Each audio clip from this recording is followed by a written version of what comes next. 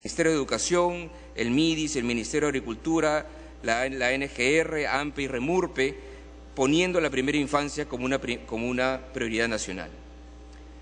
En relación al segundo objetivo de aprendizajes, lo que quiero rescatar es que ha habido un avance importante en los aprendizajes en el año 2013. Efectivamente, y como voy a mostrar en un cuadro luego, ha habido un crecimiento en los rendimientos de los escolares desde el año 2007. Y en la prueba de evaluación censal que le hacemos a los alumnos de segundo grado, efectivamente vemos una mejora y vimos una mejora de 3 puntos en el caso de comunicación y de 4 puntos en el caso de matemáticas en el último año. Pero a pesar de esas mejoras, la brecha es muy grande todavía. A pesar de esas mejoras, solo 33% de los niños de segundo grado tienen el nivel de comprensión lectora que debe tener para esa edad y solamente el 17% de niños tienen el nivel de razonamiento matemático que deben tener. Entonces, estamos en la dirección correcta, pero la brecha es todavía muy grande. También observamos que las escuelas públicas en el último año, y esto es algo que ya se observa por 2 años, han mejorado más rápido que las privadas. Y en el caso de Lima Metropolitana ya se observa que el rendimiento de los niños en las escuelas públicas está por encima del rendimiento de los niños en las escuelas privadas, en parte porque una parte importante de la expansión que se ha observado en las escuelas privadas es en escuelas pequeñas, algunas de ellas o muchas de ellas no con la calidad de la que deseamos. Y por otro lado, hemos observado en el último año que las escuelas rurales avanzan más rápido que las escuelas urbanas en términos de su rendimiento, aunque todavía las escuelas urbanas están bastante por encima de las rurales. También se ha avanzado en la implementación de una estrategia para mejorar la convivencia escolar. Tenemos un problema muy grave y muy serio, ¿no?, de violencia en las escuelas. No solamente el bullying, que es violencia entre pares, también de violencia del adulto al niño. Y a partir de septiembre de 2013 se ha implementado un sistema especializado que permite reportar y hacer seguimiento de los casos de violencia escolar, un programa que se llama CICB, en el cual tenemos a este momento casi 7.000 escuelas afiliadas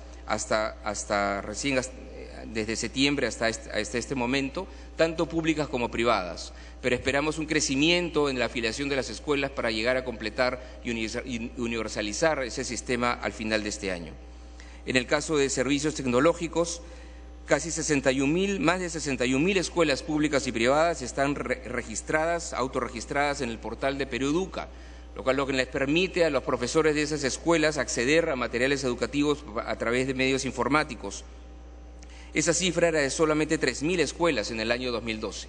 Entonces, ha habido un aumento significativo, todavía nos falta coberturar algunas escuelas públicas o privadas y lo que obviamente tenemos que trabajar es en asegurarnos en el uso adecuado de esas herramientas tecnológicas. El acceso a Internet llega a solo 23% de las escuelas. Eso es un 37% más de lo que observábamos en el año 2012. Entonces, hay un crecimiento importante, pero a pesar de ese crecimiento importante hemos visto en el año 2013, todavía que el acceso a Internet en las escuelas llegue solamente 23% muestra que todavía tenemos un reto importante. Por último, en el caso de aprendizajes, han habido ya avances en los cambios curriculares en los cuales estamos embarcados. En particular, ya se ha avanzado en nuevas rutas de aprendizaje en las áreas de matemáticas y comunicación y durante los próximos año y medio se tienen que avanzar en las otras áreas del nuevo currículo, tanto en áreas como ciudadanía, personal social, emprendimiento, educación física, entre otros. En relación al objetivo estratégico 3, que se refiere a la carrera docente, a los maestros, los 2 temas que quiero mencionar es, en primer lugar, la implementación de la Ley de Reforma Magisterial. Implementación de la Ley de Reforma Magisterial que continúa con la lógica meritocrática que se empezó ya con la Ley de Carrera Pública en el gobierno anterior. En este año 2013 se finalizó el reglamento de la ley. En términos de su implementación, por el lado de remuneraciones, se empezó a pagar la nueva remuneración integral mensual, los nuevos beneficios por CTS, ATS y subsidio de luto, encargaturas a directores y subdirectores por un monto de 1.100 millones de soles. Monto de 1.100 millones de soles que ahora es parte integral de ese presupuesto y que se tiene que continuar gastando de ahora en adelante. Estaba prevista para el año 2013 un concurso de acceso, de acuerdo a la ley, a cargos de subdirector y de director y subdirector, y lamentablemente ese concurso tuvo que ser reprogramado en noviembre del año pasado y se va a implementar a mitad de este año. Reprogramación que obviamente requiere las disculpas del caso con los docentes y con los directores del país. Y en segundo término quería recalcar el tema del desarrollo de capacidades docentes. Con distintos tipos de cursos se ha llegado a coberturar más de 75.000 docentes y aún está pendiente llegar al universo de docentes públicos.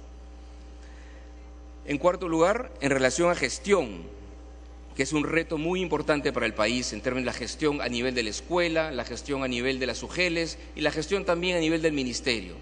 Temas que yo quiero recalcar en términos de avances del año pasado es que se empezó un proceso de asistencia técnica a las regiones en términos de modernización a la gestión. Trabajo con las UGELes en procesos de contratación docente, manejo de la dotación y la logística de materiales y mejoras en la atención al ciudadano. En el año 2013 ese trabajo se inició con solamente 4 gobiernos regionales y Lima Metropolitana, y entre el 2014 y 2016 se va a avanzar con las otras 21 regiones del país. En un momento voy a dar algunos datos adicionales acerca del trabajo en términos de gestión que se va a estar haciendo con las UGELes durante este año.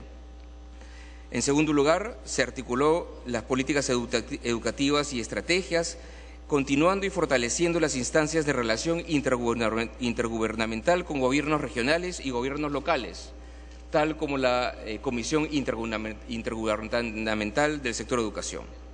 Por otro lado, se culminó el censo a 218 UGELes en todo el país, censo que se culminó en diciembre y que vamos a utilizar este año justamente para poder proveerles de mejor asistencia técnica y mejor trabajo conjunto con las UGELes de las distintas regiones. En términos de la ejecución del presupuesto, y en este tema voy a dar muchos más detalles en una invitación de la Comisión de Presupuesto para la próxima semana, quiero notar que el sector en su conjunto, que implica el gasto del Ministerio de Educación, el gasto de los gobiernos regionales y el gasto de las universidades, la ejecución total fue de 85% y la ejecución del Ministerio de Educación fue de 94%. Pero cuando miramos solamente el gasto de capital, ahí tenemos una ejecución menor a la que deberíamos haber tenido. Como sector, los niveles de ejecución llegaron a 36% en el caso de las universidades, a 70% en el caso de los gobiernos regionales y a 75% en el caso del Ministerio de Educación. Todo eso es lo que da una ejecución de 62% en promedio en lo que se refiere a inversiones para el sector en su conjunto. En relación al objetivo estratégico número 5, en lo que se refiere a educación superior, hemos expandido de manera importante un conjunto de becas y oportunidades a jóvenes de escasos recursos que de otra manera no hubieran podido acceder o no estarían pudiendo acceder hoy día a la educación superior. Se expandió el programa de beca 18 a 4.000 nuevos becarios adicionales, ¿no? Lo cual nos lleva a tener una cifra cercana a los 9.000 becarios en total en los últimos 2 años. Se creó el año pasado la beca Presidente de la República, que es una beca que otorga maestrías y becas para maestrías y doctorados. Se han dado 665 becas para maestrías y 44 de doctorados que tienen que darse en las mejores 400 universidades del planeta. Por otro lado, se creó también una beca de especialización para docentes y se han becado el año pasado 297 profesores. Todos estos son becas que continúan durante este año y que se piensan expandir. Pero este año, aparte de expandir esas ventanas de becas que ya tenemos, vamos a crear tres becas más. Uno es lo que le llamamos una beca de excelencia, que es a los mejores alumnos de los distintos colegios. Ustedes deben notar que la beca 18 requiere, por un lado, que los alumnos hayan obtenido el ingreso a la universidad, pero son becas orientadas a niños y a jóvenes que tienen un bajo nivel socioeconómico. En el caso de la beca de excelencia, vamos a imponer mayores estándares en términos de rendimiento académico, pero ese es el único requisito para poder lograr la beca. En parte, por ejemplo, esa es una beca que nos va a poder coberturar a más jóvenes del colegio mayor, que no necesariamente eran jóvenes que estuvieran en situación de pobreza, pero eran jóvenes muy talentosos y los cuales pueden requerir un apoyo del Estado para poder continuar sus estudios superiores. En segundo lugar, vamos a implementar una beca a la cual le hemos llamado vocación de maestros. En el caso de los maestros, nosotros tenemos que asegurarnos que los jóvenes más talentosos escojan la profesión docente. Y no interesa que sean jóvenes de bajo, medio o alto nivel socioeconómico. Lo que tenemos que asegurarlo es que los mejores chicos, los chicos más talentosos, escojan la carrera docente. Y por eso estamos creando una beca que simplemente tiene ese requisito, posiblemente estamos haciendo los estudios, estar en el 20% superior de su clase cuando egresan de la secundaria. Y si son chicos que están en ese 20% superior y quieren estudiar pedagogías, nosotros como Estado tenemos que apoyarlos. En tercer lugar, a iniciativa del Ejecutivo, vamos a tener un proyecto de ley de institutos y escuelas de educación superior, y por otro lado, un observatorio profesional, un observatorio que nos permita dar mejor información al mercado acerca de la empleabilidad y de los ingresos que obtienen jóvenes que egresan de distintas universidades y de distintos institutos, ¿no? Un observatorio que permita poner en el mercado, poner esa información sobre cuál es la rentabilidad de las distintas carreras, es algo que le va a permitir a los padres y a los jóvenes tomar mejores decisiones en relación a la educación superior, tanto en términos de qué carrera escoger, como cuáles son las mejores universidades e institutos en los cuales deben invertir su tiempo y su dinero. Por último, el objetivo estratégico 6 nos habla de una sociedad que educa. Y ese es un objetivo que no es acerca del trabajo solamente del Estado, es un objetivo que se refiere al trabajo de distintos actores sociales.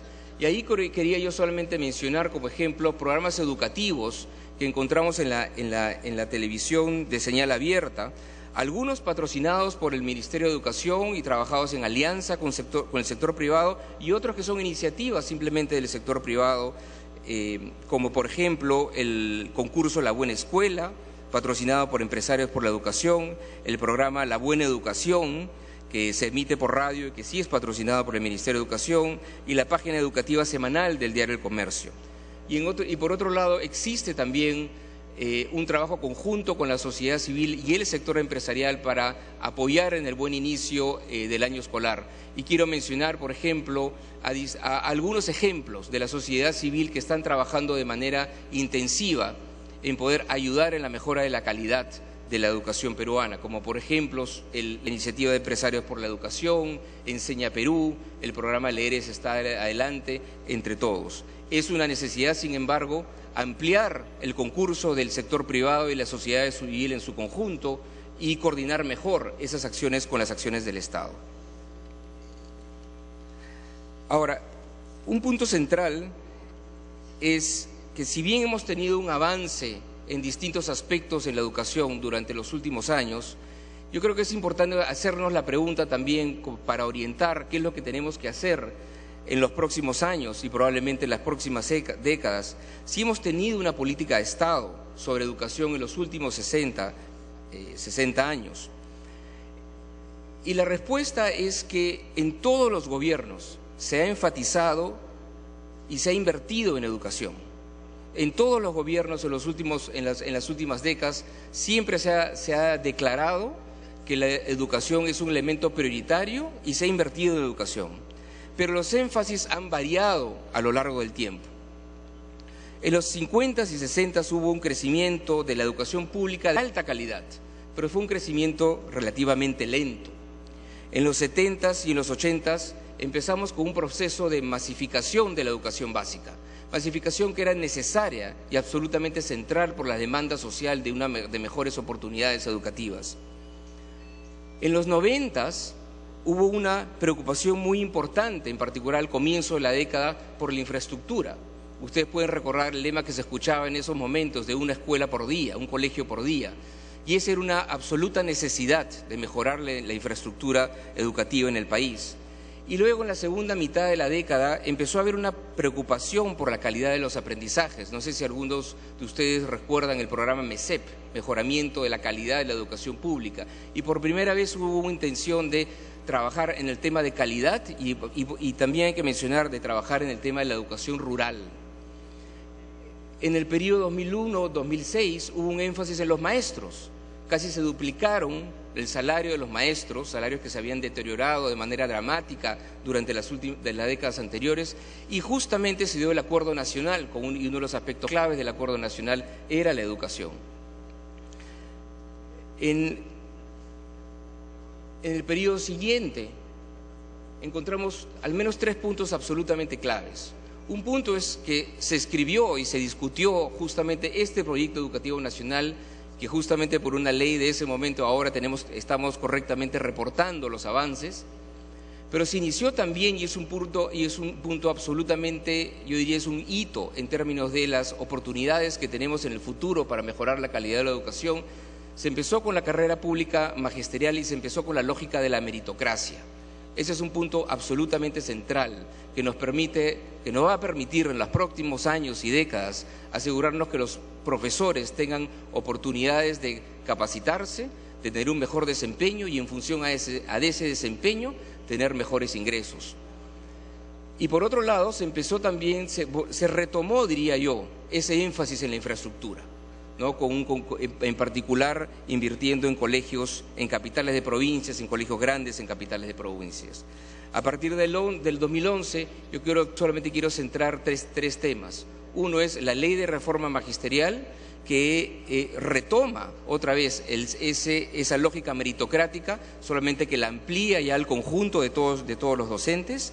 Se empieza un énfasis mayor en el incremento del acceso a la educación inicial y por otro lado se continúa la inversión en infraestructura, que como mencioné empezó hacia el año 2009 con una aceleración en los gastos y es una aceleración en el gasto que se ha continuado de manera importante hasta el año pasado.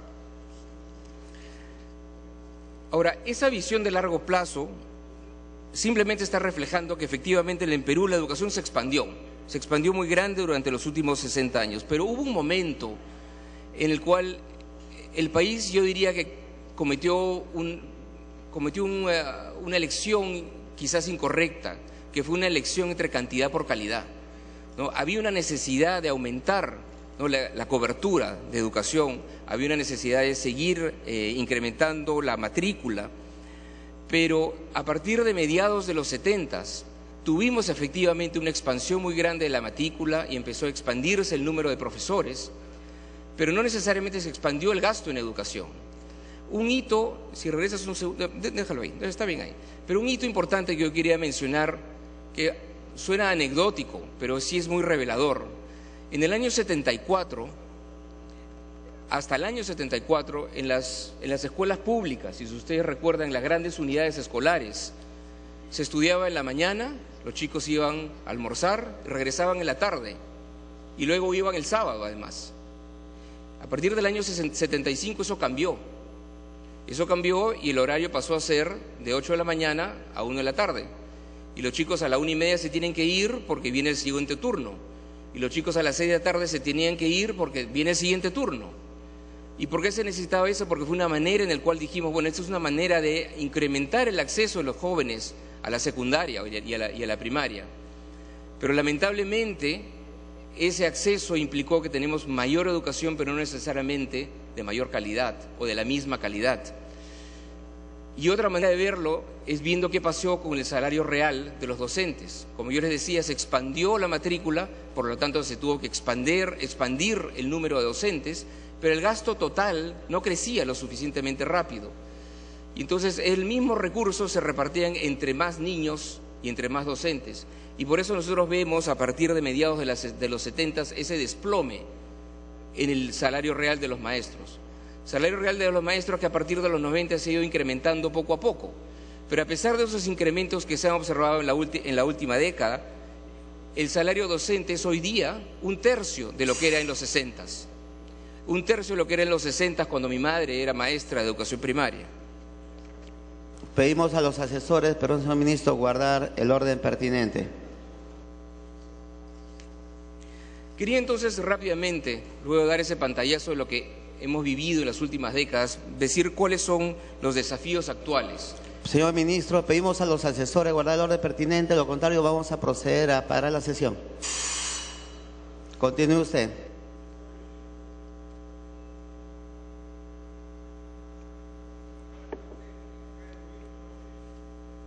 Continúe usted, señor ministro. Una manera de mostrar cuál es el reto que tenemos es lo que habíamos justamente mencionado hace un momento, la necesidad de mejorar los aprendizajes.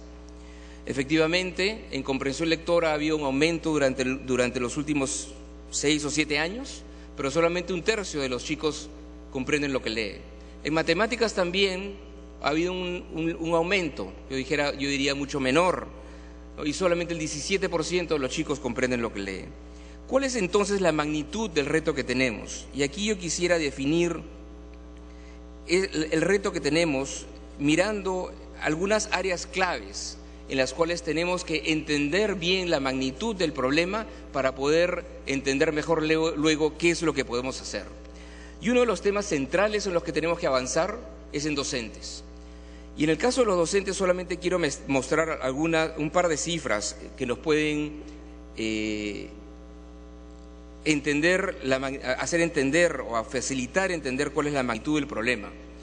A pesar que, como decía hace un rato, en el gobierno entre el 2001 y el 2006 casi se duplicaron los salarios docentes, a pesar que el año pasado se han gastado 1.100 millones de soles adicionales en remuneraciones docentes, a pesar de que efectivamente en los últimos 10 años ha habido una mejora, esta es la figura que tenemos hoy día sobre cuando queremos comparar el salario de los docentes en el Perú con el salario de los docentes de otros países de ingreso medio de América Latina. El salario docente en el Perú está bastante por debajo del de México, Argentina, Chile, Colombia, y está por encima del de Paraguay y de otros países muy pequeños de América Latina.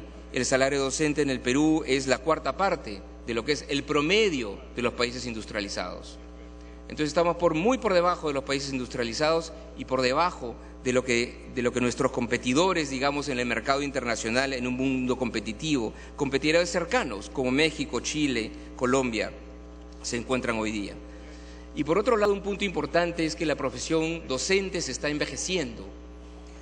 En el año 99, el 50% de los docentes eran personas menores de 35 años, profesionales menores de 35 años.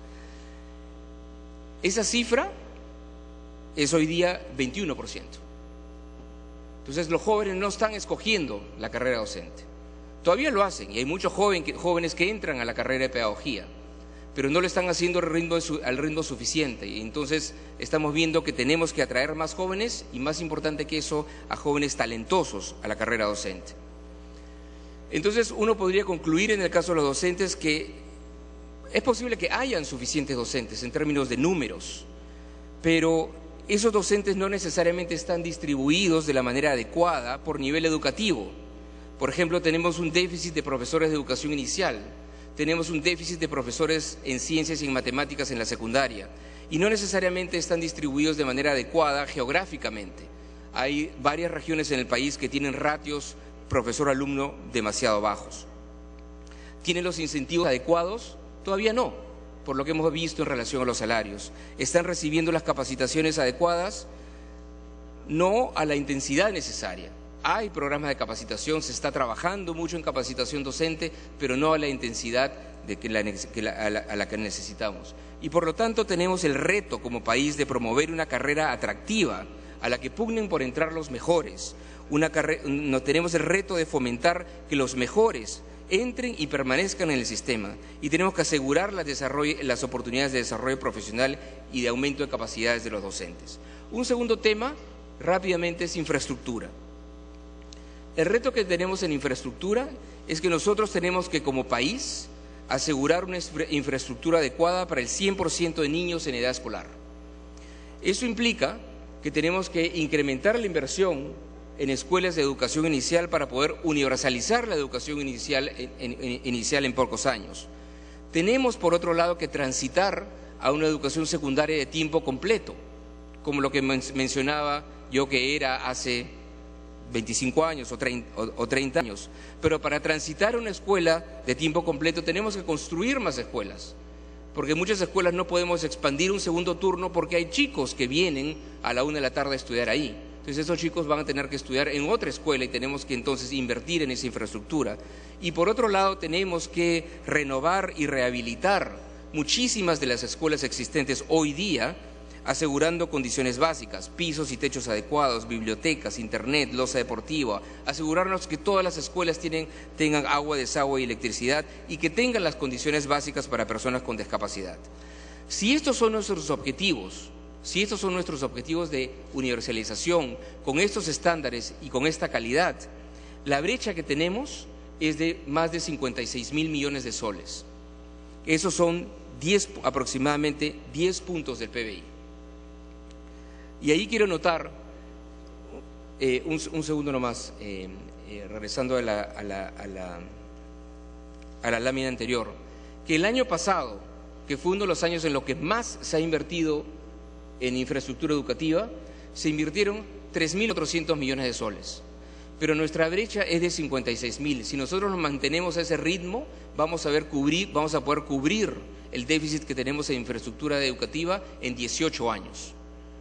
Entonces, obviamente, tenemos que acelerar inclusive ese gasto importante que se ha mostrado el año pasado.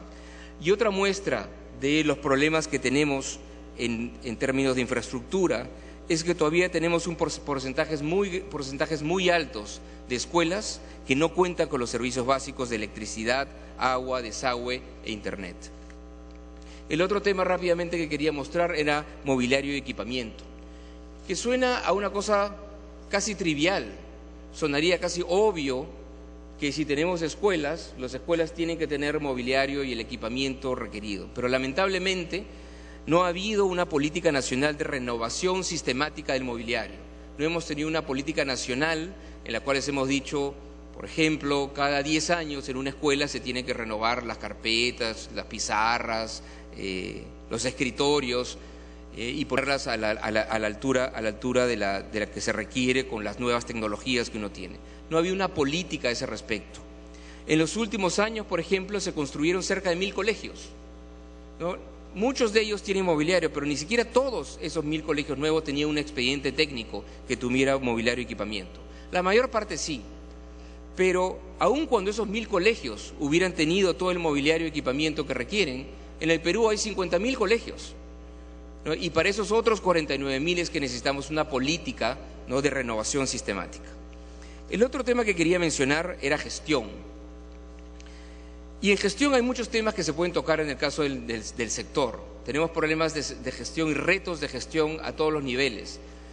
Pero el tema principal de gestión que yo quiero mostrar es la gestión a nivel de la escuela. La escuela es una pequeña empresa. La escuela es una pequeña empresa en la cual el director requiere del apoyo necesario para poderla operar. No solamente requiere a los docentes, aparte de los docentes, requiere tener personal administrativo, requiere tener personal que maneje sus finanzas, requiere tener vigilante, requiere tener psicólogo, requiere tener coordinador de primaria, coordinador de secundaria, etc. Este es el organigrama de una escuela privada en Lima, que efectivamente tiene todos esos recursos y todo ese apoyo.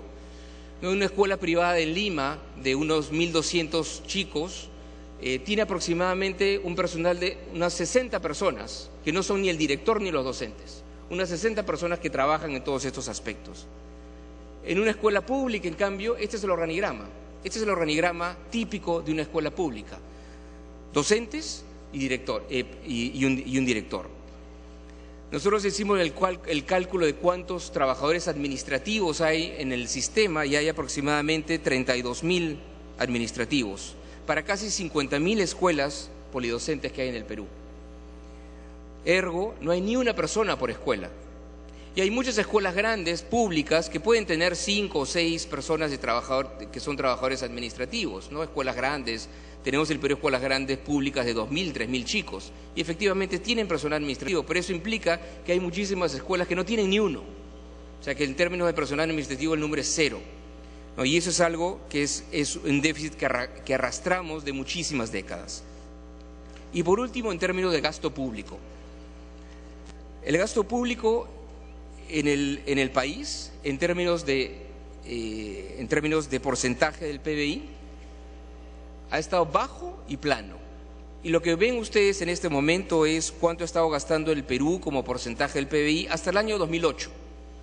Y lo que vemos es que se gastaba alrededor en promedio de 3%, mientras que Colombia ya estaba oscilando cercano ya al 4% y Chile ya estaba por encima del 4%. Si vemos los siguientes años, del 2009 aquí en adelante, esa brecha lamentablemente se ha ampliado. La brecha entre países como Colombia, Chile y Perú se ha ampliado. Nosotros seguimos gastando 3% del PBI, mientras que Chile y Colombia ya están claramente por encima del 4% y acercándose al 5% del PBI. Ahora, eso no quiere decir que no se ha gastado más en educación. Se ha gastado bastante más en educación porque a partir del año 2004 o 2005, la tasa de crecimiento promedio del PBI ha sido por encima del 6%. Entonces, el gasto público de educación efectivamente ha crecido a ese ritmo, como a 6%. Entonces, el gasto público en educación ha crecido, por alumno, ha crecido bastante fuerte durante los últimos 10 años, junto con el crecimiento económico. Felizmente pasó eso, porque como vemos en el siguiente cuadro, a pesar de ese crecimiento importante que ha habido en el gasto público por alumno durante los últimos 10 años, el Perú está todavía muy por debajo en términos de su gasto público por alumno en América Latina y respecto de la OECD. En el Perú se gastan en dólares alrededor entre 800 y 900 dólares anuales en primaria y secundaria, mientras que el promedio de América Latina está alrededor de los 1.500 y el promedio de los países de la OECD están en alrededor de entre 7.000 y 9.000. Entonces tenemos un déficit muy grande que vamos a tener que cubrir. Y por último, en lo que se refiere al presupuesto público, ahí mostramos cuánto de la torta pública se gasta en educación. En el caso de Chile es 21%, en el caso de Colombia es 18%, en el caso del Perú es 15%. Eso, a pesar de los crecimientos que hemos visto en el gasto público en educación durante los últimos 10 años, todavía no gastamos lo suficiente por alumno y no gastamos lo suficiente como proporción del gasto total del Estado. Entonces, si no empezamos nosotros a actuar hoy, la calidad de la educación será un limitante estructural a un desarrollo sostenible en nuestro país, como mostramos en la siguiente filmina. Claramente encontramos ahora que hay una brecha entre el crecimiento del país y el desarrollo del país. El país es un país que sigue creciendo, pero lamentablemente si es que no invertimos más en capital humano, eso va a ser un factor limitante para que pueda el país seguir creciendo y pueda seguir aumentando el bienestar de los peruanos. Ahora entonces, ¿qué hacer para lograr la educación que nos corresponde? Y ahí déjenme agrupar los distintos objetivos del proyecto educativo nacional, de modo que nos sea claro los distintos frentes en los que tenemos que avanzar como país y mostrar de una manera esquemática y con mayor claridad en dónde tenemos que poner nuestros recursos humanos y financieros. Y yo quisiera agrupar lo que vemos en los distintos objetivos del proyecto educativo nacional en 4 grandes temas. Muchas gracias. La necesidad de revalorizar la carrera docente, la necesidad de seguir mejorando la calidad de nuestros aprendizajes, invertir más y mejor en infraestructura educativa y en mejorar la gestión. Como yo he mencionado, en todas estas áreas en los distintos gobiernos hemos avanzado, ¿no? En distintos momentos, en distintos gobiernos se avanzó en revalorizar la carrera docente y en mejorar los salarios. Se ha tenido énfasis en otros momentos en mejorar la calidad de los aprendizajes. Han habido énfasis en distintos momentos del tiempo, no de manera continua, en infraestructura educativa. Y yo diría que algo en lo que igual no hemos avanzado en ningún momento durante los últimos 30 o 40 años es en la gestión. Y déjenme ir brevemente entonces en cuál es la lógica que estamos planteando para los próximos 2 años y como líneas de trabajo que podíamos continuar como país para poder movernos hacia la educación que queremos. En primer lugar, en lo que se refiere a la revalorización de la carrera docente, tenemos que continuar con la implementación de la ley de reforma magisterial, que como dije hace un momento, yo diría que ya es una política de Estado, es una política nacional. Hay una continuidad a lo largo de gobiernos de tener una lógica meritocrática, y este año vamos a llevar a cabo el concurso de directores y 2 procesos de reubicación de los docentes en escalas mayores de la carrera, procesos de reubicación que justamente les va a permitir a los docentes tener mayores ingresos en función a su desempeño y a la evaluación que tenemos sobre ese desempeño. Y en los siguientes años tenemos que continuar justamente con los procesos de evaluación de la calidad del desempeño de todos los docentes. Tenemos, por otro lado, que trabajar en una mayor exigencia para el ingreso a la carrera docente. Nosotros en enero del próximo año vamos a tener un nuevo concurso de nombramientos. No han habido nombramientos docentes durante los últimos 10 años en el país. Y justamente por eso hay ese embalse y por eso se tienen que contratar al comienzo de todos los años aproximadamente 50 o 55.000 docentes en todas las regiones. En parte ese embalse es porque no han habido nombramientos durante 10 años. Va a haber un proceso de nombramientos a comienzo del próximo año, pero ahí nosotros queremos dar la señal que ser nombrado como profesor público, ser nombrado para la carrera docente pública va a ser algo difícil. No va a ser fácil ese concurso de nombramientos. Y justamente también queremos dar un incentivo de entrada a la carrera docente, de modo que nosotros le demos la señal a los jóvenes que ser docente no puede tener un mayor beneficio desde el punto de vista monetario, pero también que ser docente público no es algo fácil, no es una carrera fácil a la cual puedan entrar. Por otro lado, se va a implementar lo que ya le estamos llamando una política nacional de formación de docentes en servicio, de tal manera que no solo invertamos en capacitación, eso lo estamos haciendo, se está invirtiendo en capacitación y se ha invertido en capacitación durante los últimos 5 años, pero lo que tenemos que establecer es una ruta clara de capacitación para los docentes, de tal manera que ellos sepan cuál es su ruta de capacitación a lo largo de toda su carrera y que sepan del año 1 se van a capacitar en este tema, en el año 2 en este, en el 3 y 4 en este, y luego es un ciclo que se va repitiendo. Tenemos que tenerlo como una política predecible y una política en la cual los docentes sepan en qué se tienen que capacitar, de tal manera que eso lo podemos ligar justamente a aquello en lo que los vamos a evaluar. Y en último lugar, como lo había mencionado, vamos a trabajar, y esta es una beca que empieza este año, es una beca para incentivar que los mejores alumnos de secundaria puedan elegir la carrera docente. Si un chico está, y no interesa si es un chico que tiene su nivel de ingresos, no interesa si es un chico de una escuela pública o es una privada, pero es un chico que está en el 20% superior y quiere elegir la carrera docente, nosotros tenemos que apoyarlo como Estado. En segundo lugar, en lo que se refiere a infraestructura educativa, en las próximas 3 semanas, espero yo, estaríamos presentando a este Congreso un proyecto de ley para crear un programa nacional de infraestructura educativa.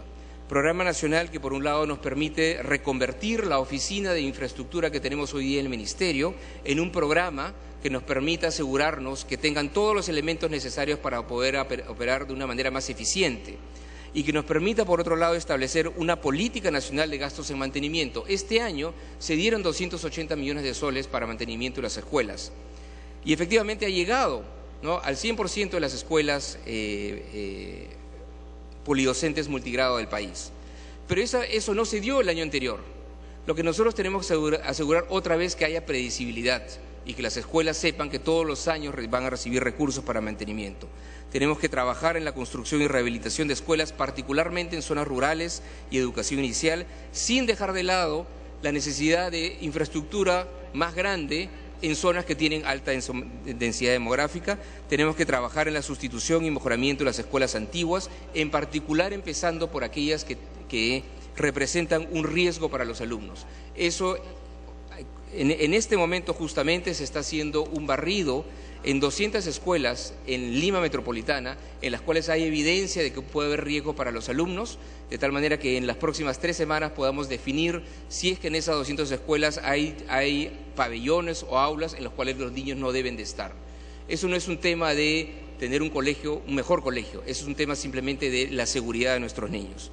Y por último, un tema muy importante en lo que se refiere a este Programa Nacional de Infraestructura es que no solamente es un tema de poner más recursos en infraestructura, es que tenemos que tener nuevos mecanismos que nos permitan acelerar la inversión en infraestructura, para lo cual estamos ahí incluyendo parte del fondo que ya tenemos como país de APPs, a un fondo que nos permita facilitar y fomentar asociaciones públicas privadas para gasto en infraestructura y mantenimiento, y también obras por impuestos en infraestructura educativa. Se necesita un fondo porque necesitamos tener obras por impuestos, no solamente en aquellas regiones que tienen canon, sino en otras regiones también. Obras por impuestos ya existe como mecanismo, pero el año pasado se gastaron 14 millones de soles en obras por impuestos en infraestructura educativa. Dada la magnitud de nuestras brechas, obviamente 14 millones de soles es lo mismo que cero. En tercer lugar, quería mencionar la ruta que debemos establecer como país en el tema de aprendizajes.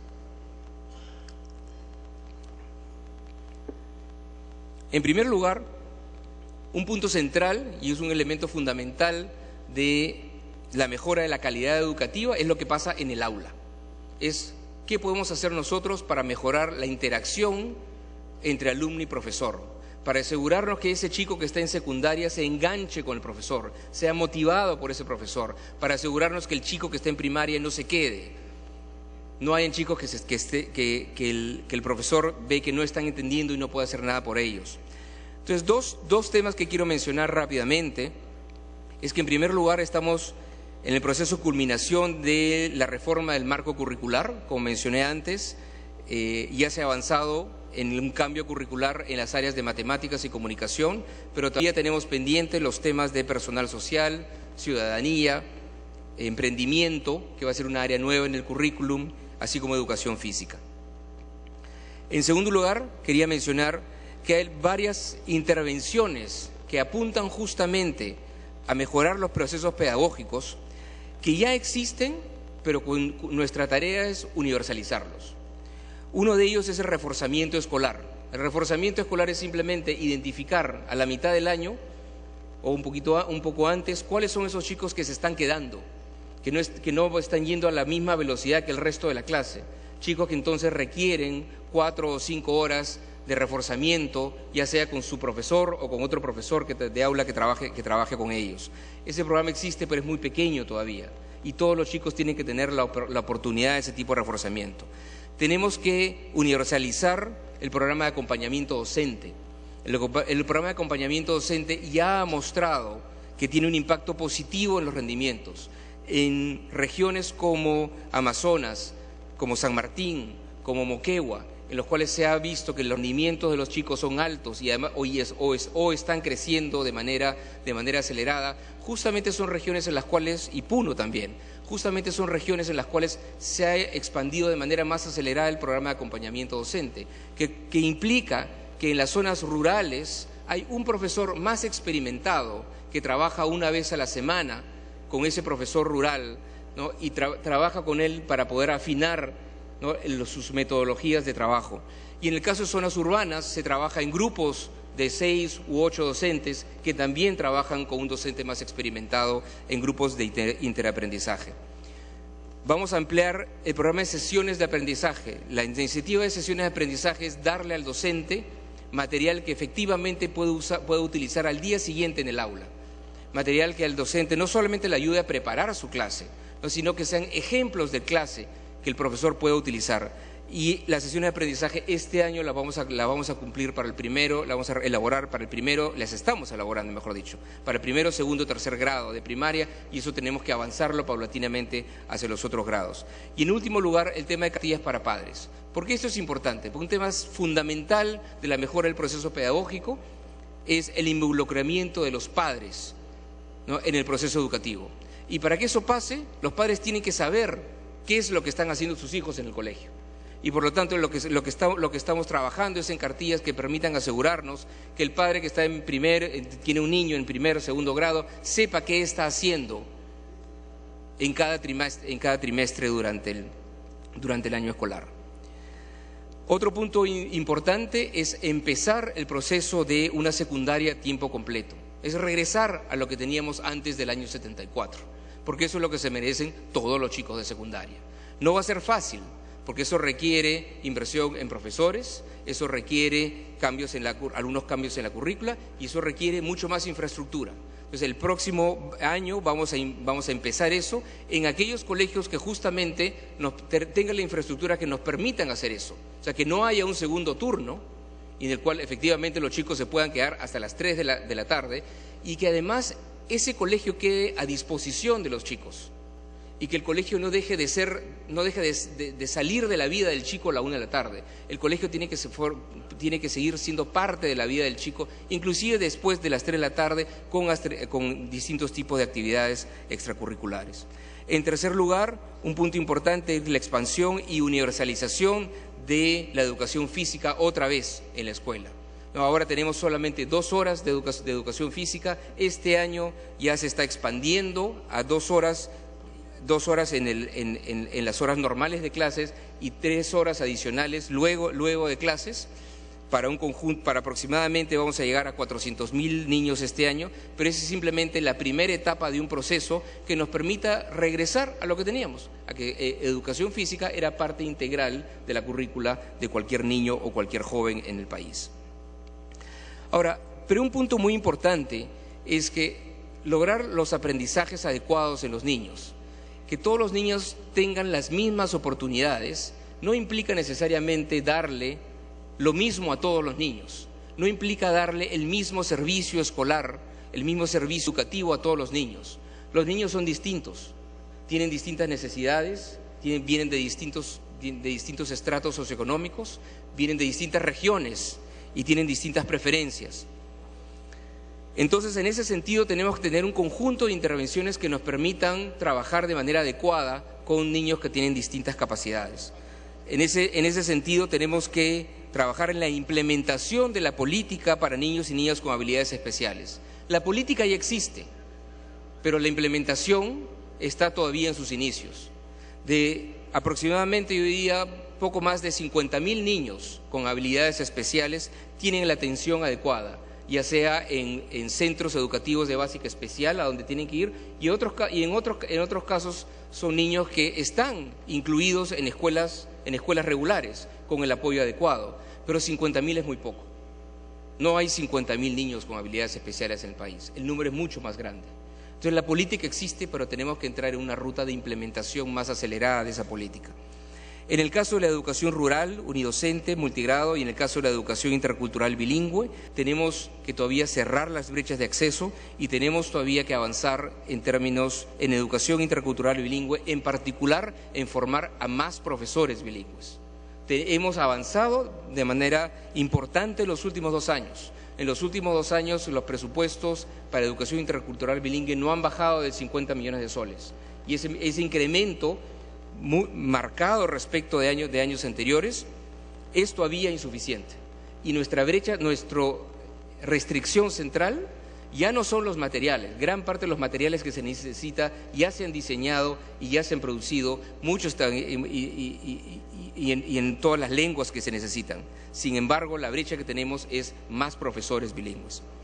Por otro lado, tenemos que avanzar en la estrategia contra la violencia escolar. Ya mencioné la estrategia Así se ve, que nos permite no solamente la denuncia adecuada, sino el monitoreo adecuado y darle la información adecuada a los docentes, a los mismos jóvenes, a los profesores, para tratar de reducir tanto la incidencia y tratar de gestionar mejor los casos que encontramos de violencia escolar. En educación inicial tenemos ya una ruta de incremento de acceso con el objetivo de llegar a por lo menos 85% de cobertura al final de este gobierno. Y por último, también hay otros niños que tienen habilidades distintas, que tienen un talento especial, y que puede ser académico, que puede ser deportivo, que puede ser artístico. Y por eso es que estamos entrando en una política para niños talentosos. Nosotros tuvimos una buena experiencia, que es el Colegio Mayor, pero el Colegio Mayor es un colegio es una anécdota. Lo que nosotros necesitamos es una política. Y la lógica que estamos empezando es esperamos crear el próximo año 6 colegios mayores en distintas regiones, ser colegios de alto rendimiento, como le llamamos, en las distintas regiones del país. Y por otro lado, estamos firmando en las próximas semanas un convenio con la Organización del Bachillerato Internacional, de tal manera que nos permita introducir el bachillerato internacional en estos colegios de alto rendimiento. Y por último, quería mencionar el tema de gestión.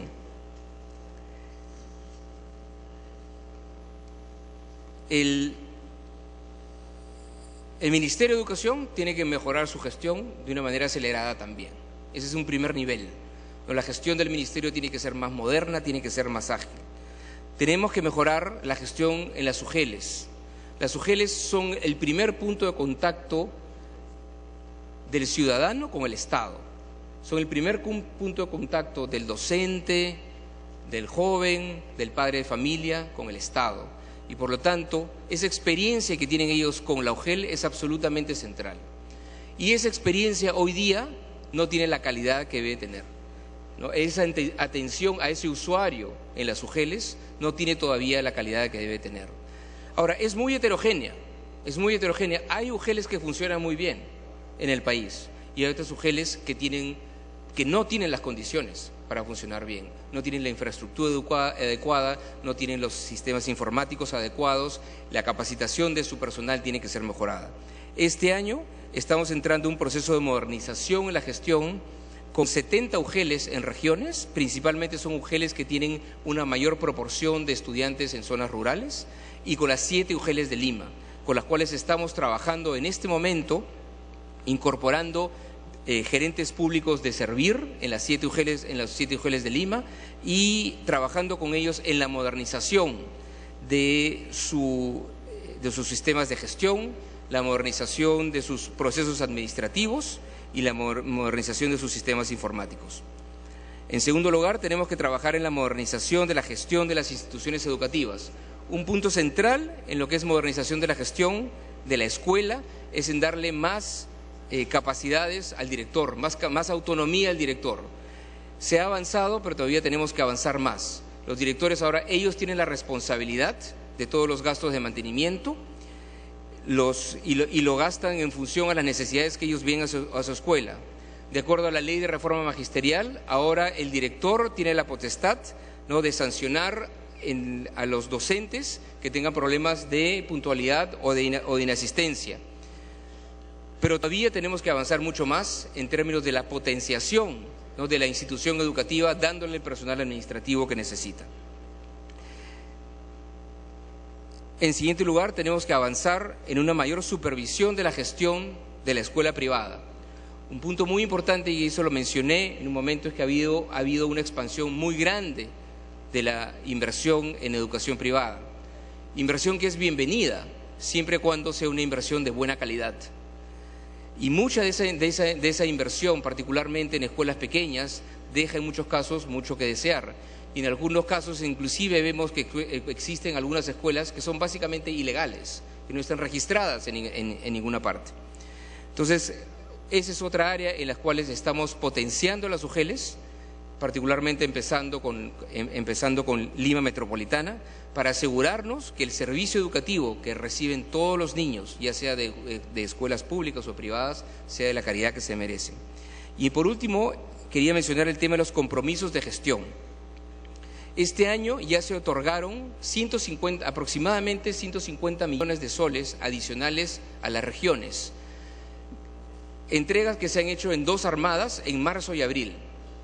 Esas 2 entregas de recursos que ya se dieron se han dado en función a que las regiones cumplieran con un conjunto de compromisos ligados a, por ejemplo, la contratación a tiempo de los docentes, ligados a la provisión de información acerca de número de docentes y número de alumnos. Aquellas regiones cuyas UGELes cumplieron de manera adecuada con los compromisos, con esos compromisos, recibieron más que otras regiones.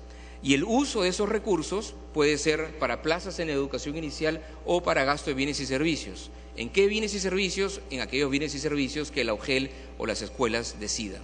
Pero un punto muy importante es dar esa señal, que parte de los recursos que reciben las regiones son recursos que están ligados a los resultados que ellas tengan en términos de su gestión.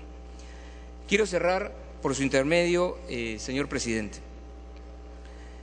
que la educación que queremos requiere avanzar en estas distintas líneas de acción, requiere avanzar en la revalorización de la carrera docente, requiere avanzar mucho más rápido en infraestructura, no solo con más recursos, sino con distintas modalidades de trabajo, requiere avanzar en mejores aprendizajes y mayor calidad de aprendizajes, y tenemos que avanzar en una mejor gestión del Ministerio, de las UGELes, de las escuelas.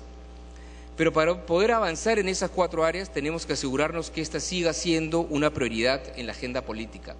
Todas estas políticas que yo he mencionado, como por ejemplo la expansión de la secundaria a tiempo completo, como por ejemplo la universalización de la educación física, como por ejemplo la universalización de una política como el acompañamiento docente, como por ejemplo la universalización de un servicio adecuado para los niños con habilidades especiales.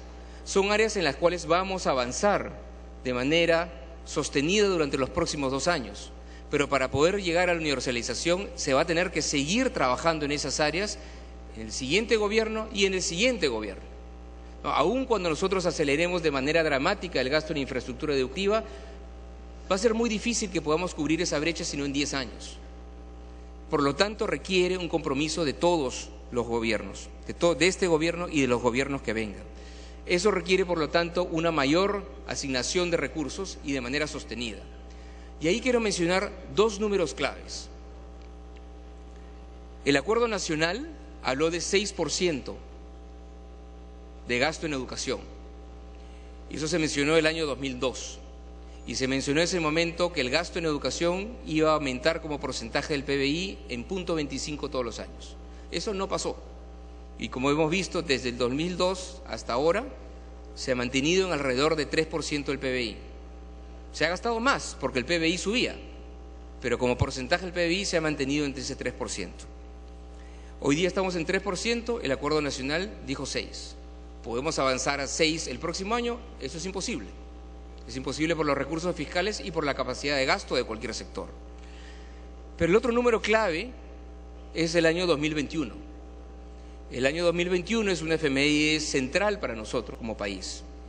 Y hacia el año 2021 calculamos que varios países de América Latina van a estar precisamente en 6%. Colombia ha declarado que va a estar en 6% en 6 años. Chile también ha declarado que va a estar en 6% en 6 años. Argentina va a estar en 6%. Ecuador va a estar en 6%. Nosotros tenemos que llegar al 6% al menos en ese momento. Eso implica entonces una ruta inclusive más acelerada que gastar 0.25 más en el PBI cada año. Por eso, en el discurso de la investidura del Premier, el Premier mencionó que el compromiso para el próximo año es incrementar el gasto de 3%, no a 3.25, sino hacer un esfuerzo adicional para poder aumentar incluso un poco más esa cifra. Y en eso estamos trabajando en ese momento. ¿En qué ruta? Esa es la ruta que hemos planteado. Se tiene que gastar más en infraestructura, gastar más en estos programas de mejoras de aprendizajes, gastar